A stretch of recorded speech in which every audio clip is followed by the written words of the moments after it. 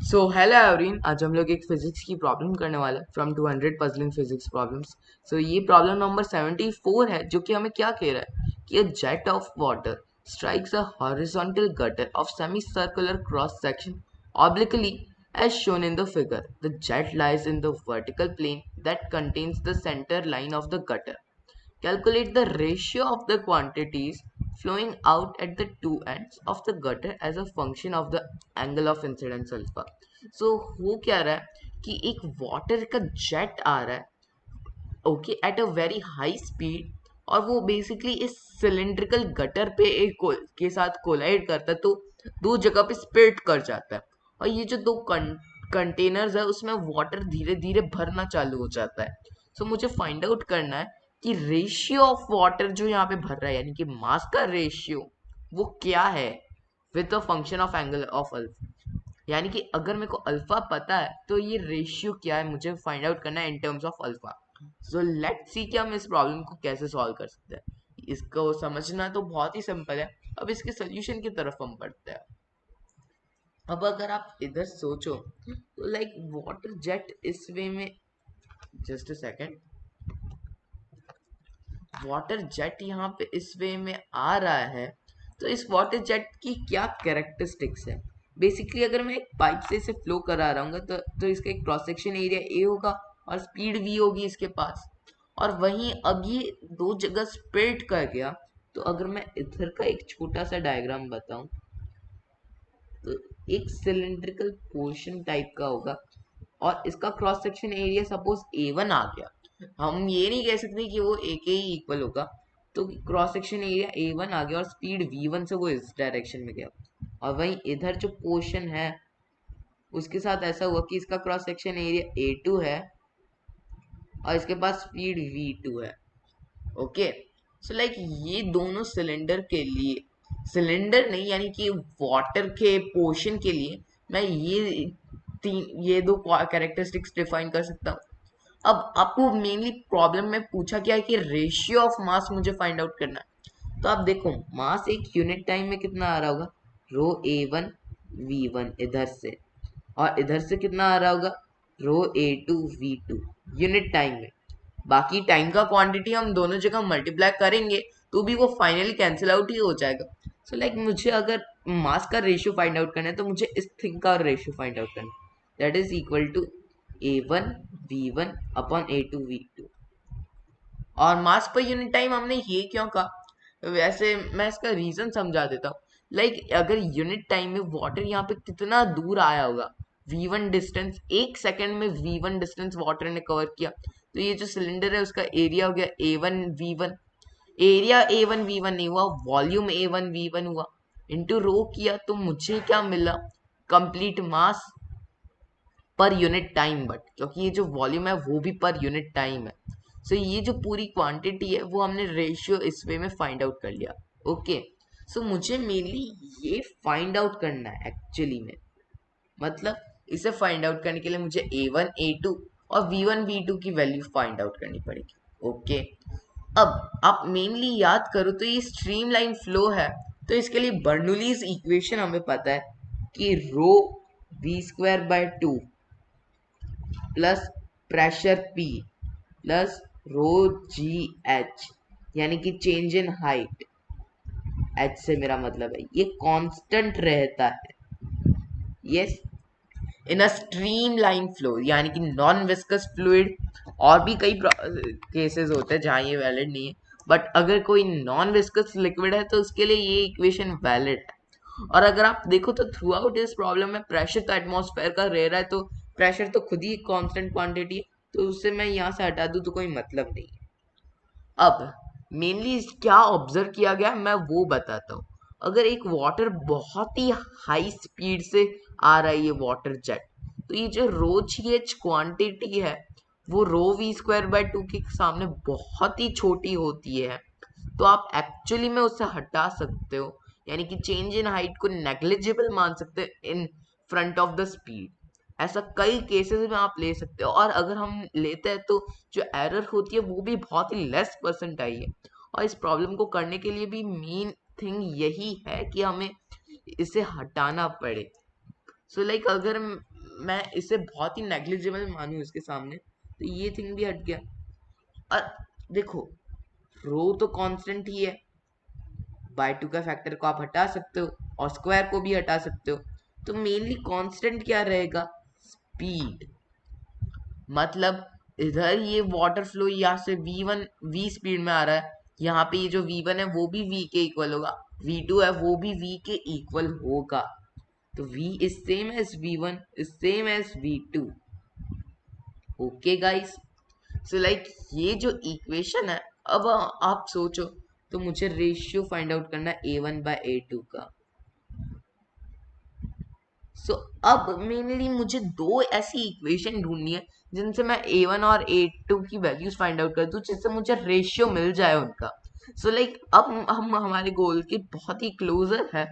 After this assumption of height बहुत ही negligible होगी, इन हाइट क्या, बेसिकली ग्रेविटेशनल पोटेंशियल एनर्जी जो है रो जी एच का जो टर्म है वो बहुत ही नेग्लिजिबल होगा in terms of rho v²/2।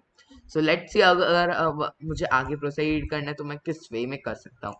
आगे अगर आप देखो तो मोमेंटम यहाँ पे कंजर्व रहेगा। यस, अब ये जो वाटर है इसका मोमेंटम पर यूनिट टाइम अगर आप देखो तो मास इधर रो ए वी आ गया यूनिट टाइम में, और स्पीड इसकी मैं है ना हॉरिजॉन्टल की देख रहा हूँ, तो इसका कंपोनेंट करोगे तो v साइन अल्फा आएगा, तो हॉरिजॉन्टल में momentum in a unit time इसके इक्वल होगा, और ये जो मोमेंटम है वो कंजर्व रहता है, तो मैं ये कह सकता हूँ कि ये इसके इक्वल होगा रो a1 v1 into v1 plus रो a2 v2 इंटू v2। यहाँ पे एक t का फैक्टर भी आएगा कि अगर हम टाइम dt के लिए देख रहे हैं स्मॉल से, तो ये जो dt का फैक्टर है वो एक्चुअली हम हर जगह से कैंसिल आउट कर दें तो सिंपली यही इक्वेशन हमें वापस मिल जाएगी, इसलिए हम यूनिट टाइम में भी देखते हैं तो कोई एक प्रॉब्लम नहीं होती है।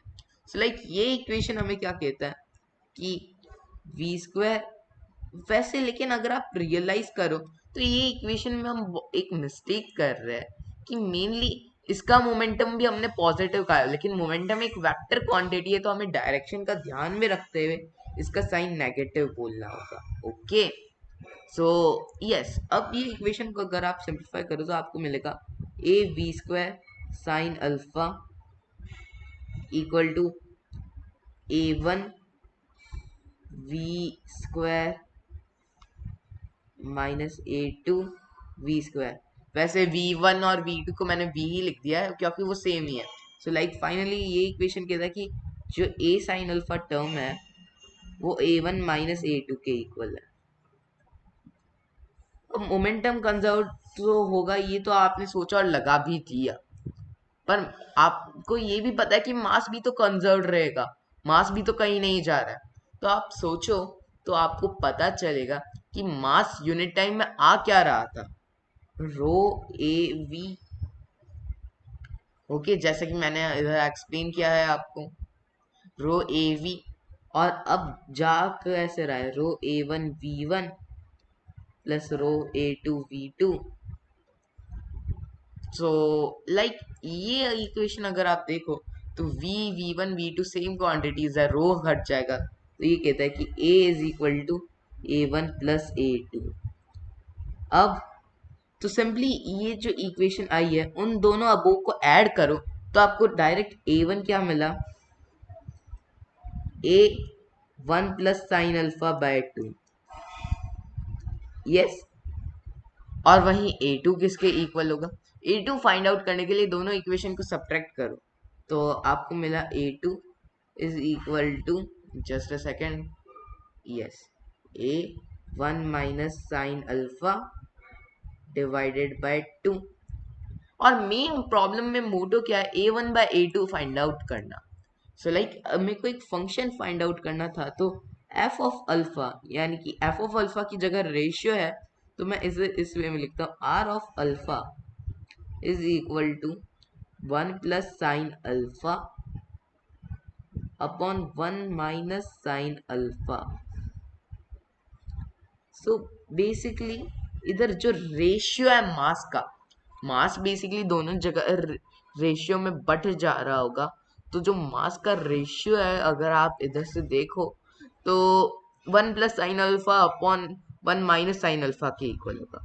अब हम कुछ केसेस पे निहारते हैं कि कुछ केसेस में क्या होगा। So just a simple case हम ले लेते हैं, अल्फा इक्वल टू 90 डिग्री। अब अल्फा इक्वल टू 90 डिग्री है, इसका मतलब क्या हुआ, वाटर जेट डायरेक्टली इसी डायरेक्शन से इस वे में फ्लो कर रहा है। मतलब ये जो बेसिकली V2 है वो तो उस डायरेक्शन में वाटर बिल्कुल फ्लो कर ही नहीं रहा है, वाटर कंटिन्यूअसली इसी डायरेक्शन में फ्लो कर रहा है। तो उस केस में क्या होगा कि मेरा अल्फा इक्वल टू 90 डिग्री है, तो ये रेशियो इनफाइनाइट के इक्वल आया। या फिर अनदर वर्ड्स में आप देखो तो A1 किसके इक्वल आया, ए के ही, और A2 इस 0 के इक्वल है। मतलब उस डायरेक्शन में वाटर है ही नहीं और water constantly towards right flow कर रहा है।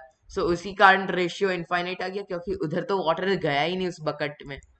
ओके, अब वही मैं ये केस देखूं जब बेसिकली एकदम परपेंडिकुलरली वाटर आया, तो अगर वाटर एकदम परपेंडिकुलरली आया यानी अल्फा इक्वल टू 0 है, तो वाटर दोनों जगह सेम स्प्लिट होगा, और ये रेशियो भी हमें वही दिखा रहा है कि 1 के इक्वल है। सो लाइक हमने बेसिकली जनरल एंगल अल्फा के लिए फाइंड आउट कर दिया।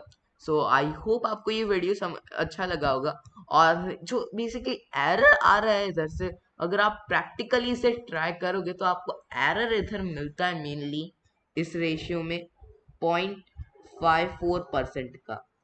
और उसका मेन रीजन क्या है कि इन बर्नौलीज इक्वेशन, सबसे पहले तो हम बर्नौलीज इक्वेशन लगा रहे हैं और वो स्टैटिक बेसिकली स्ट्रीमलाइन फ्लो के लिए ही बर्नौलीज इक्वेशन वैलिड है, तो थोड़ा सा डिस्कस हो ही सकता है। सो उस कारण थोड़ा सा एरर आ सकता है। और फिर दूसरा एरर आने का रीजन ये है कि हम वो हाइट h को नेग्लेक्ट कर रहे हैं compare to that. Okay, so like certain बहुत सारे फैक्टर्स है, तो उसी कारण यहाँ पे एरर थोड़ा सा बड़ा क्वांटिटी है, बट फिर भी बहुत ही ज़्यादा एक्यूरेट भी कह सकते हैं, क्योंकि 99.5% एक्यूरेसी भी बहुत एनफ रहती है। सो आई होप आपको ये वीडियो समझ में आया होगा। Okay, bye everyone.